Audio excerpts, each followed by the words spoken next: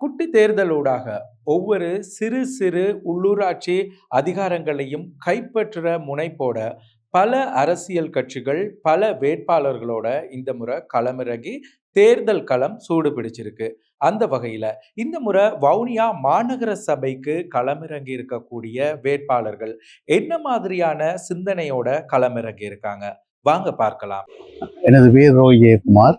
வவுனியா மாநகர சபையின் வேட்பாளராக தேசிய மக்கள் கட்சியில் சேர்ந்து முதலாம் வட்டாரத்தில் போட்டியிடுகின்றேன். இங்கு பல அபிவிருத்திகள் செய்ய இருக்கின்றன, போக்குவரத்து பிரச்சனைகள் செய்ய இருக்கின்றன.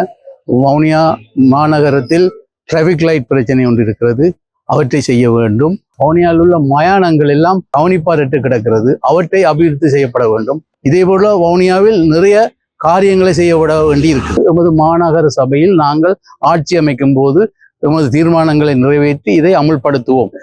நான் சுந்தரலிங்கம் காண்டீவன்.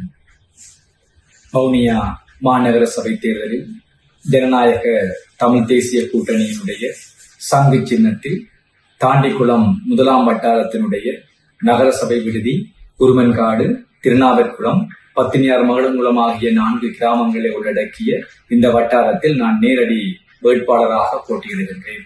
மாநகர சபையாக தரமுயர்த்தப்பட்டு தற்பொழுது இந்த மாநகர சபையினுடைய வரி 15% அறவிடப்பட்டுக் கொண்டிருக்கிறது. இந்த வரியானது எங்களுடைய மாநகர மக்களுடைய சுமையாக கருதப்படுகிறது. எனவே இந்த வரியினுடைய மொத்த மதிப்பீட்டினுடைய 15% என்பது மொத்த மதிப்பீட்டினுடைய 5% குறைக்கப்படும் என்பதனை எங்களுடைய ஜனநாயக தமிழ் தேசிய கூட்டணி சார்பில் எங்களுடைய மாநகர சபையினுடைய முதலாம் வட்டார வேட்பாளராக நான் கூறிக்கொள்ள விரும்புகிறேன். எனது பெயர் நடராசா கருணாநிதி. நான் வவுனியா மாநகர சபையின் 5ஆம் வட்டாரத்தில் முதன்மை வேட்பாளராக போட்டியிடுகின்றேன். எதிர்காலத்தில் இந்த மாநகர சபைக்கு எல்லை நிர்ணயம் ஒன்று செய்யப்பட இருக்கிறது. பாரம்பரிய தமிழ் கிராமங்களை உள்ளடக்கியதாக விரிவுபடுத்த வேண்டும் என்றது எனது முதல் நோக்கம்.